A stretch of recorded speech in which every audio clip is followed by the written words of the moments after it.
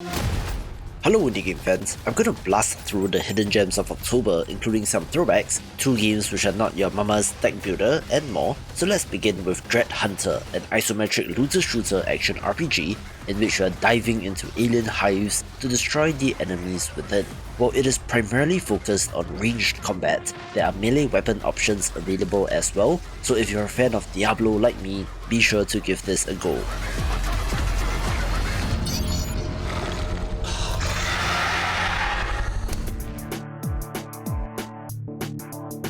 One of the more amazing successes, relatively, for the month of October is Corn Kidz 64,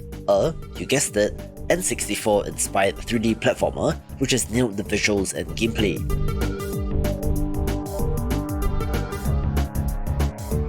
There is of course a collectathon aspect to the game, with enemies, platforming, secrets, and quite the amount of personality, with the developers being upfront stating that this has 4 to 8 hours of gameplay and is roughly a third of the size of the classics, but it's commendable work from an indie developer.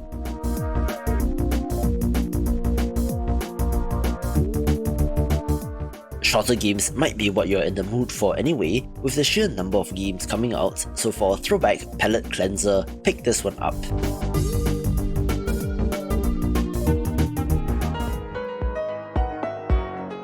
Remember when everything was a Slay the Spire clone? You'll be glad to know that things have changed, somewhat at least, with titles like Phantom Rose to Sapphire, the sequel to a game from 2019, which is similar mechanically, being a roguelite deck builder, but in which you're managing card cooldowns instead of drawing cards from a deck. It is anime as heck and has some nice art, being a different enough title with new mechanics to wrap your head around if you have not played the original.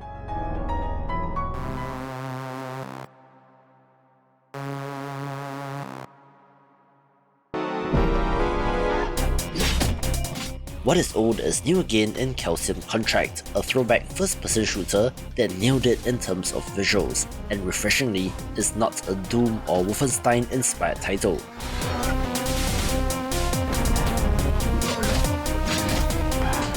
You have been engaged by the Calcium Order, who, as far as I can tell, are Grim Reapers, to help solve a problem with one of their contracts, in which a strange serpentine creature refused to follow the contract, which states that all lives must die, now having to go to an island to slay the beast.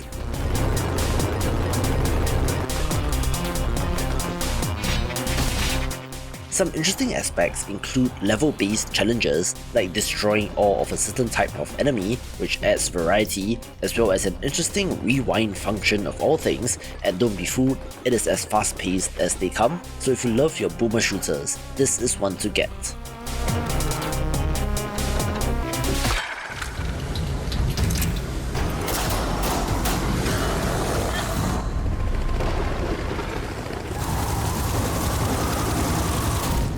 October was spooky month, and while I'm not usually a horror games person, I do have to shout out You Will Die Here Tonight, a survival horror title that mixes traditional overhead or isometric exploration and puzzle solving with first-person shooting action, mixing Resident Evil and House of the Dead.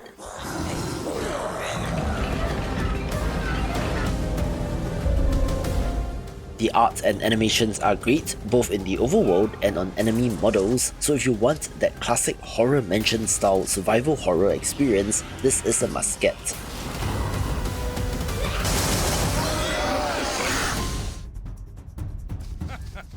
Knight vs Giant The Broken Excalibur has shades of KGs in it, being an action roguelite but based on King Arthur and the Knights of the Round Table instead of Greek mythology.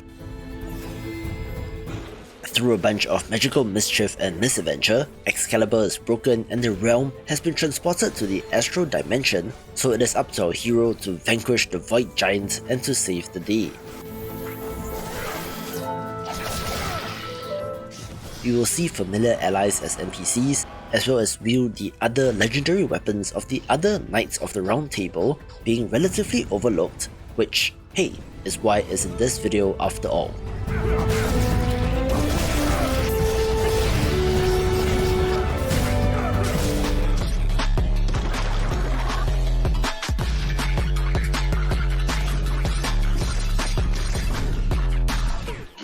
speaking of underrated, imagine a roguelite deck builder, but in which you have to play the cards in real time. Yes, that is as insane as it sounds in RUNGORE, since you're drawing cards and then frantically trying to play them to defeat your enemies, turning the traditional turn-based deck builder on its head, so what's not to love?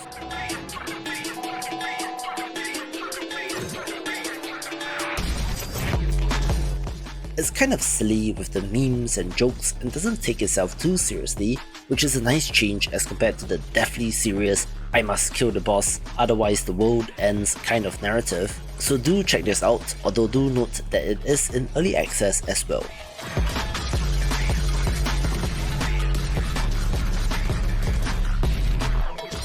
Welcome, comrades, to my coastal paradise. The turn-based tactics title Wargroove 2 has not impressed as much as the original, primarily because I think it's the problem with all sequels in that this is more of the same and did not add too much that was drastically new to warrant it being titled a sequel, leading to a mismatch in expectations versus reality. Sure, they've added a new faction and a race of mice people, but for the most part, the 4+1 faction from the base game and the DLC have returned, but there are more campaigns and they even added a roguelite procedurally generated mode, so despite the recent mixed reviews, it's still a good tactics title. Tactical combat.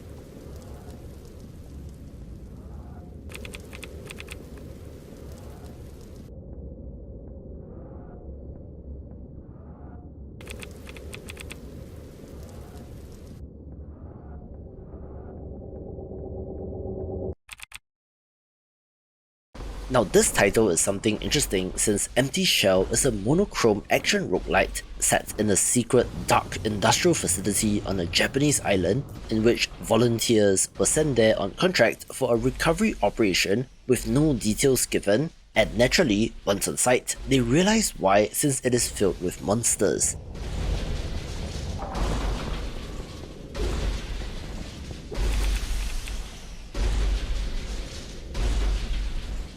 It has bits of Japanese horror movies, survival horror and top-down action with great sound design in particular and a unique visual style.